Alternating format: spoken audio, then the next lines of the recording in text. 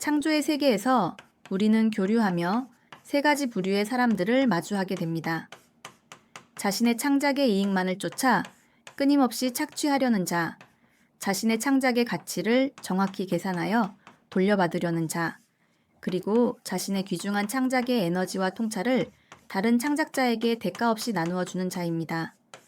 당신이 고독하고 치열한 창조의 길을 걸어갈 때 이 보이지 않는 인간관계의 역학을 이해하는 것은 처세나 생존의 문제를 훌쩍 넘어섭니다.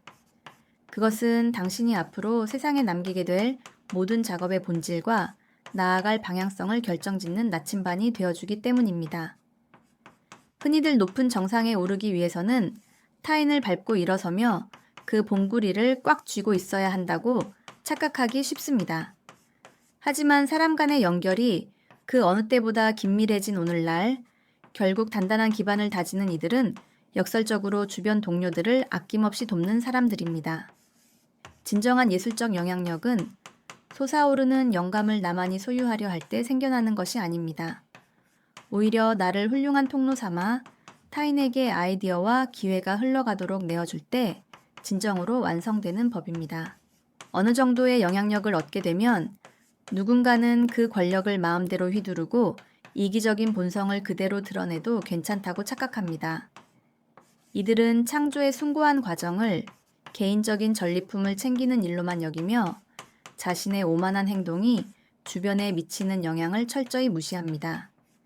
하지만 이러한 태도는 결국 스스로를 비참한 고립으로 몰아넣게 됩니다. 타인의 이야기에 귀를 닫고 자신의 성취만을 과시하는 행동은 주변 사람들에게 경계심을 심어주며 결국 자신이 성장하는 데 필요한 기회를 스스로 끊어버리게 만듭니다. 우리는 보통 가장 가까운 친구들에게 의지하며 도움을 구하지만 그들은 대체로 우리와 비슷한 시야와 사각지대를 함께 공유하고 있습니다. 무언가를 만들어내는 과정에서 새로운 돌파구는 종종 우연히 마주치는 느슨한 관계에서 비롯되곤 합니다.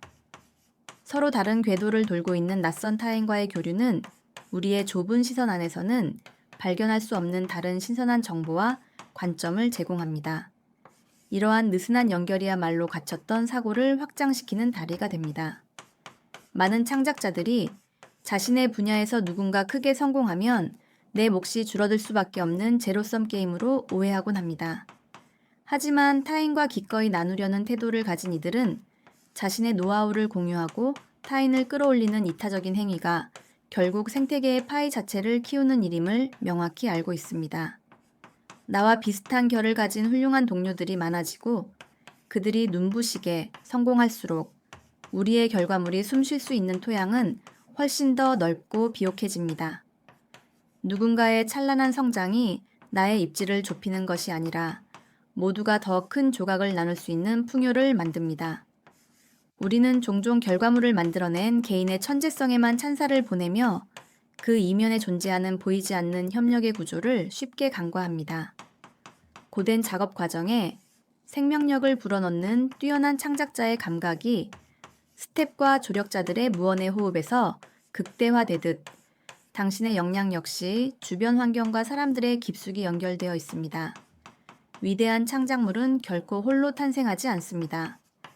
그것은 당신의 강점을 이해하고 보완해주는 이들과의 밀접한 관계 속에서 피어나는 결실입니다. 작업 과정에서 누군가에게 의지하거나 선뜻 도움을 받는 것을 나약함의 증거나 독창성의 결여로 여기는 아주 낡은 편견이 존재합니다. 하지만 스스로의 한계를 겸허히 인정하고 타인과 깊게 상호 의존하는 것을 오히려 강력한 힘의 원천으로 삼아야만 합니다. 작은 아이디어의 파편들이 모여 거대한 태풍을 만들어내듯 타인의 이질적인 재능과 비판적 시선을 적극적으로 수용할 때 우리의 작업은 훨씬 정교하고 단단해집니다. 창작자에게 진정한 의미란 타인을 오만하게 배제하는 것이 아니라 올바르고 건강하게 연결되는 것입니다. 진정한 의미의 창조적 헌신은 때로 어둡고 초라한 구석을 기꺼이 떠맡으려는 숭고한 용기에서 싹이 틉니다. 모두가 무대의 화려한 스포트라이트만을 간절히 원할 때 조용히 소외되고 취약한 부분을 찾아내어 다듬는 일은 어리석은 희생이 아닙니다. 창조라는 틀을 튼튼하게 세우기 위해 기꺼이 굳은 일을 자처하는 그 태도는 창작자 전체의 완성도를 비약적으로 끌어올립니다. 내가 속한 공동체와 문화적 생태계를 위해 묵묵히 기여하는 것이 나 자신의 역량과 평판을 단단하게 다지는 유일한 길임을 깨달아야 합니다.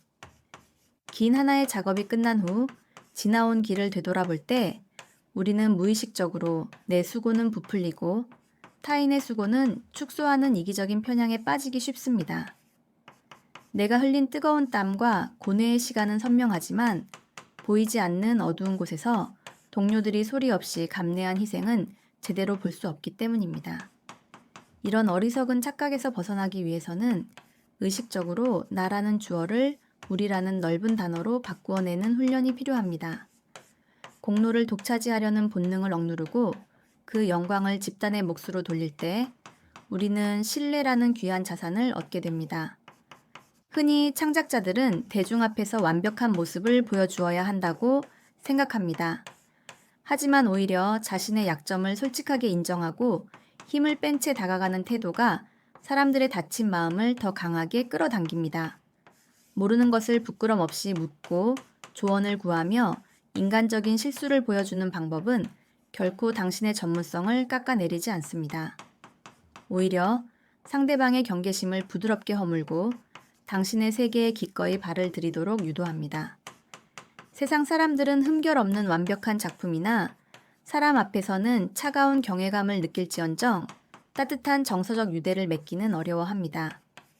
당신이 숱한 밤을 새며 고군분투하여 겪어내는 처절한 시행착오와 서투른 고민의 흔적들을 억지로 완벽하게 감추려 애쓰지 마십시오. 당신의 그 불완전함이야말로 당신의 작업이 세상과 따스한 숨결을 나누며 소통하게 만드는 강력한 연결고리가 됩니다. 막막한 작업에 부딪혀 누군가에게 조언을 구하는 행위는 부족한 지식을 채우기 위한 수단이 아닙니다. 그것은 타인이 나의 관점과 고뇌하는 세계 속으로 걸어 들어오도록 문을 열어주는 호의적인 초대입니다. 상대방에게 구체적인 해결책을 묻는 그 순간 그는 방관자에서 벗어나 당신이 처한 딜레마를 자신의 일처럼 깊이 고민하게 됩니다. 스스로 해결해보려 에너지를 낭비하는 대신 조언을 구함으로써 타인의 지혜와 든든한 지지를 동시에 획득할 수 있습니다. 우리의 내면을 철저히 망가뜨리고 소진시키는 원인은 결코 생리적인 피로만은 아닙니다.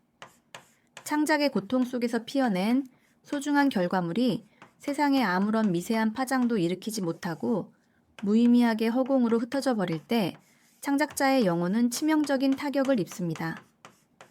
반대로 내 고단한 작업이 누군가의 삶의 작은 위로가 되거나 긍정적인 반응을 일으킨다는 것을 생생하게 체감할 때 우리는 무거운 피로감에서 가볍게 해방됩니다.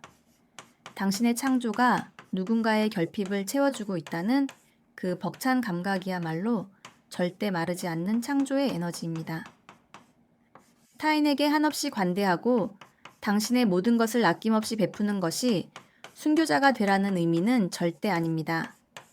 창작이란 길을 성공적으로 걷는 이들은 세상의 에너지를 쏟아부으면서도 자신의 한계점을 인지하고 철저하게 자신의 내면을 보호할 줄 압니다. 그들은 자신의 한정된 에너지가 결코 영원하지 않음을 알기에 언제 누구에게 이 에너지를 내어줄지 단호하게 선택합니다. 무조건적인 희생은 스스로를 파괴할 뿐이며 이기적으로 자신을 철저히 돌보는 냉정함이 바탕이 되어야만 내가 생존하고 진정한 나눔이 성립됩니다. 종종 타인과 교류할 때 상대방의 소용돌이치는 감정에만 너무 깊숙이 동화되어 휩쓸리게 되면 정작 지켜내야 할 당신만의 고유한 색깔과 중심을 잃어버릴 위험이 존재합니다.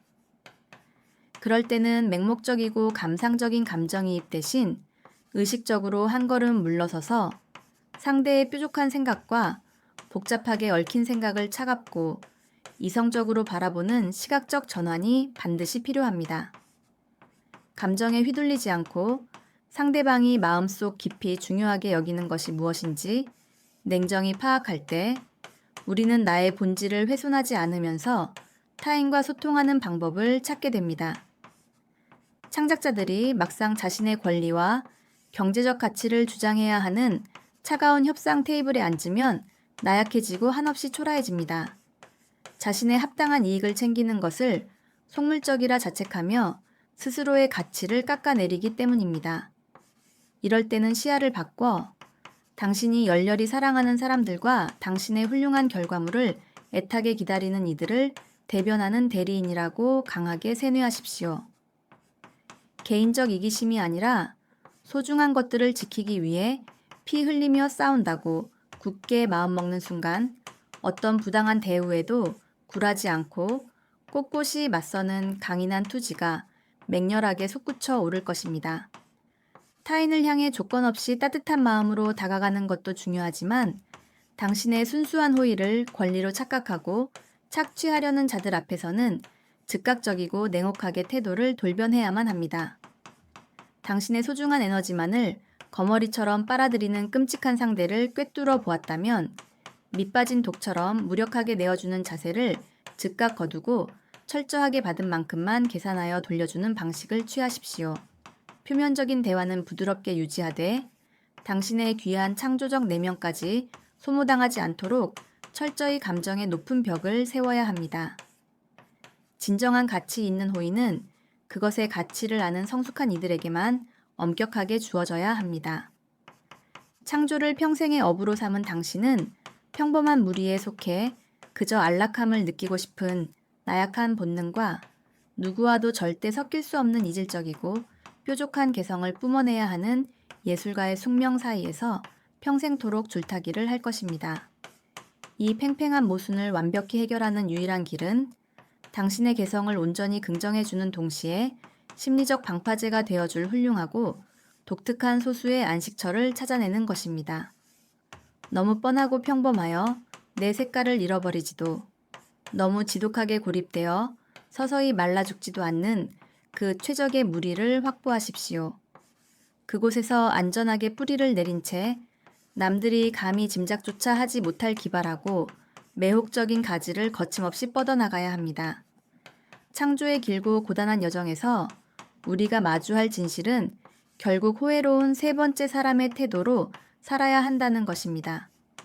창작은 결코 나 혼자만의 영광을 위해 이익을 쫓고 타인을 배제하는 고립된 행위가 아닙니다.